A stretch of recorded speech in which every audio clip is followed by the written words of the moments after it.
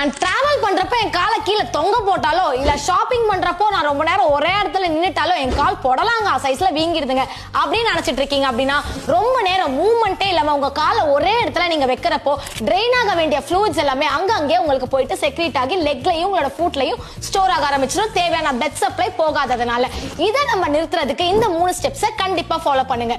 நீங்க வீட்டுக்கு வந்த உடனே உங்க வீட்டுல ஒரு மாடிப்படி இருக்குன்னா அதை ஏறி ஏறி இறங்குற மாதிரி ஒரு 3 வாட்டி பண்ணுங்க. அண்ட் ரெண்டாவதா ஒரு ஸ்டூல் உங்க காலுக்கு முன்னாடி வச்சுட்டு ஒரு 2 தலகாணி அது மேல வச்சுட்டு உங்க 2 காலையுமே அது மேல தூக்கி வச்சிருங்க.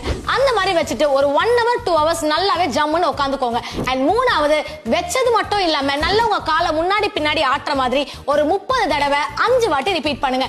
இதை பண்ணிட்டு உடனே பாருங்க கண்டிப்பா உங்களோட வீக்கம் அந்த இடத்துல குறைஞ்சிரும். இதை இப்பவே அதிகமா டிராவல் பண்ற உங்க ஃப்ரெண்டுக்கும் ஷாப்பிங் மட்டுமே உலகம் சுத்துற உங்க ஃப்ரெண்டுக்கு உடனே ஷேர் பண்ணுங்க. And for more updates follow me, the Fuziera.